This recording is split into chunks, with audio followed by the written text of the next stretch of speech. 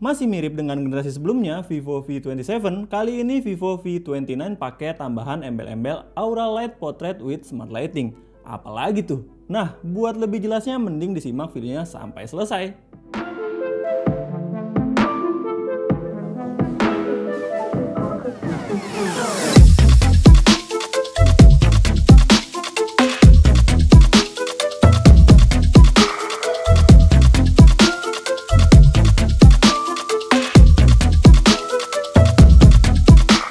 Yang pertama desainnya dulu nih. Buat yang ngikutin perkembangan Vivo seri V sebelumnya, yaitu Vivo V27, pasti ngeh kalau desainnya mirip.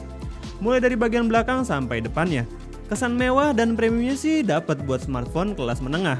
Kalau dilihat dari samping, desainnya tipis dengan layar yang melengkung. Ketebalannya cuma 7,46 mm dan beratnya juga enteng, cuma 186 gram aja. Jadi selain enak digenggam juga keren buat dipamerin. Bodi belakangnya polos tapi bermotif dan pas dipegang agak sedikit kasar. Untuk warnanya ada 3 pilihan, Velvet Red, Peak Blue, sama Noble Black. Dan unit yang kami pegang ini jelas yang warna Velvet Red. Kelihatan tambah premium karena bodi belakangnya ditambah material kaca. Apalagi pas dipegang nggak bakal ninggalin kotor sidik jari. Udah gitu juga punya sertifikasi IP54, yang artinya sudah tahan debu dan percikan air. Masih di bodi bagian belakang. Ada kamera yang tersusun dalam satu frame besar.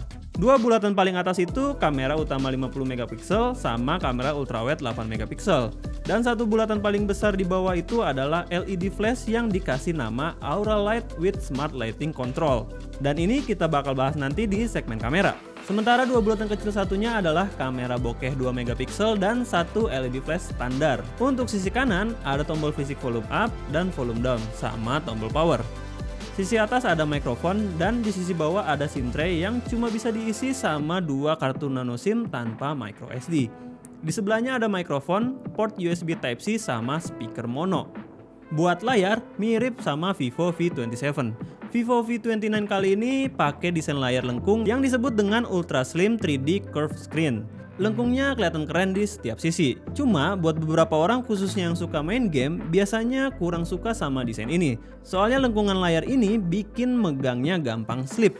Beda kalau desain sampingnya rata, dipegangnya lebih mantap. Tapi ya itu masalah kebiasaan dan selera masing-masing aja sih. Dengan ukuran 6,78 inci dan kali ini resolusinya dibuat lebih tinggi dibanding V27, yaitu jadi 1260 x 2800 pixel atau 1,5K. Layarnya masih pakai AMOLED dengan aspek rasionya 20:9 dan punya kerapatan 452 ppi yang artinya layar ini lebih tajam. Tingkat brightness-nya juga tinggi yaitu sampai 1300 nits.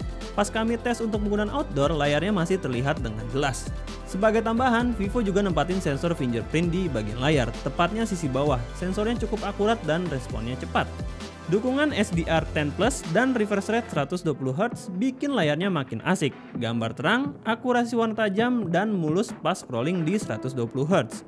Tapi ingat ya, kalau kalian atur di 120Hz, konsumsi daya bakal lebih besar.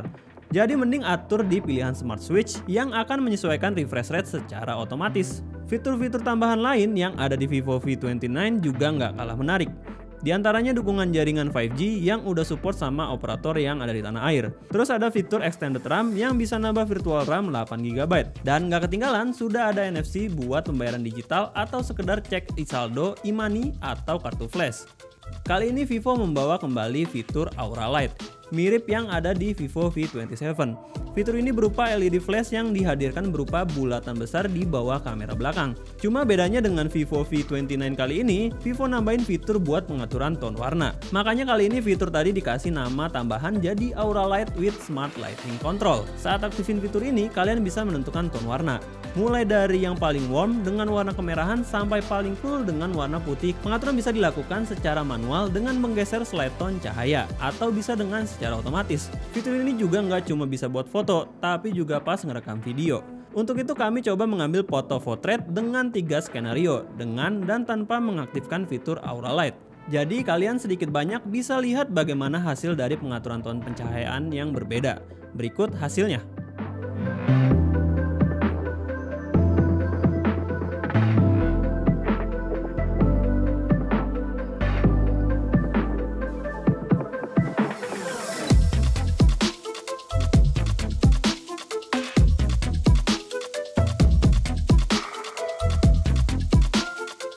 Kamera 50 megapikselnya punya bukaan f1.9 yang cukup bagus buat nangkep cahaya saat dalam kondisi gelap. Ini cocok buat foto di tempat-tempat yang agak gelap, karena dengan bukaan besar akan menangkap pencahayaan yang lebih baik. Jadi buat foto malam hasilnya tetap oke. Buat lihat hasil foto malam, kalian bisa nilai sendiri ya hasilnya.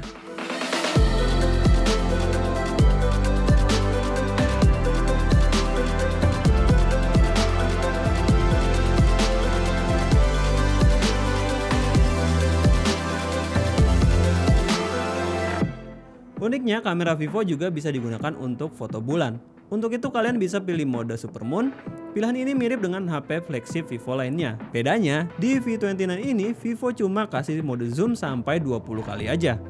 Beda sama flagshipnya yang bisa sampai 60 kali.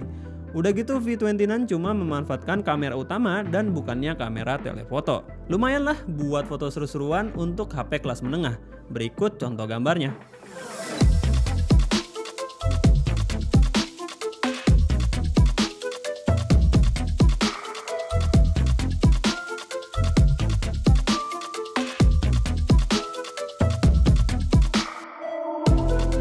Sementara untuk kamera depannya punya resolusi sampai 50 megapiksel. Resolusi segede ini emang enak buat yang suka nge-crop foto dengan hasil yang tetap tajam. Udah gitu bagus juga kalau buat kalian yang mau cetak foto ukuran besar. Pas banget kan lagi masa kampanye. Dan buat hasilnya sendiri juga udah bagus, apalagi kalau pencahayaannya cukup. Kalau kurang cahaya kalian bisa aktifin soft flash-nya aja, hasilnya juga nggak ngecewain kok. Berikut hasilnya.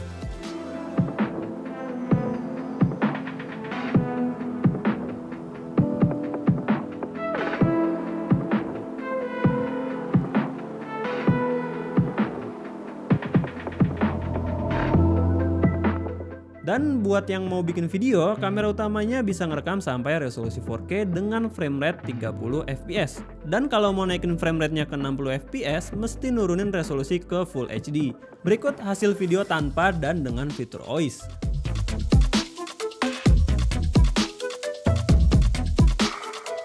Meski keluaran baru, Vivo memilih menggunakan chipset Snapdragon 778G yang terbilang lawas untuk seri V29 ini. Tapi tenang aja, Vivo V29 nggak sendirian kok, karena ada juga kompetitor yang nunculin HP baru tapi masih pakai chipset ini. Sebut aja Oppo Reno 10 Pro 5G. Dan melihat performanya, chipset ini masih ideal memberikan performa mulus pada berbagai skenario penggunaan. Lihat aja skor Antutunya yang tembus sampai 600 ribuan.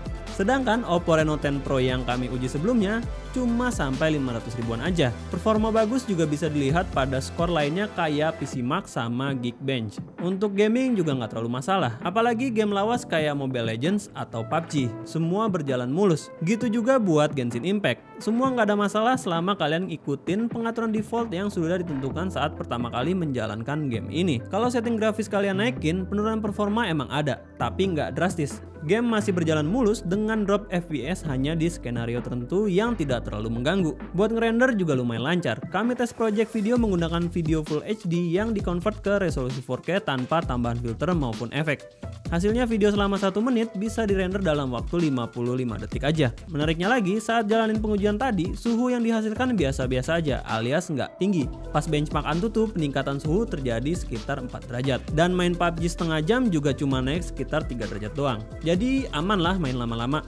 Oh ya, pengujian game tadi skenario thermalnya kami atur ke mode balance ya. Jadi peningkatan FPS atau suhu bisa lebih tinggi kalau diatur ke mode boost. Tapi kami cuma mau nunjukin kalau mode balance aja performanya udah cukup bagus. Kapasitas baterainya juga masih sama kayak seri V27 yaitu 4600 mAh. Emang sih nggak kayak rata-rata HP sekelas yang udah pakai 5000 mAh. Tapi menurut kami kapasitas ini udah cukup lah buat nemenin aktivitas kalian yang sering pergi-pergi dan pulang sore menjelang malam. Pengujian sendiri kami coba dengan menjalankan benchmark dari PC Max yang menunjukkan performa baterai bisa bertahan hampir 16 jam. Nggak cuma itu, kami juga memainkan game PUBG selama kurang lebih 30 menit dan baterainya berkurang sekitar 8%. Sementara ketika menjalankan Antutu benchmark, baterai mengalami penurunan 4%.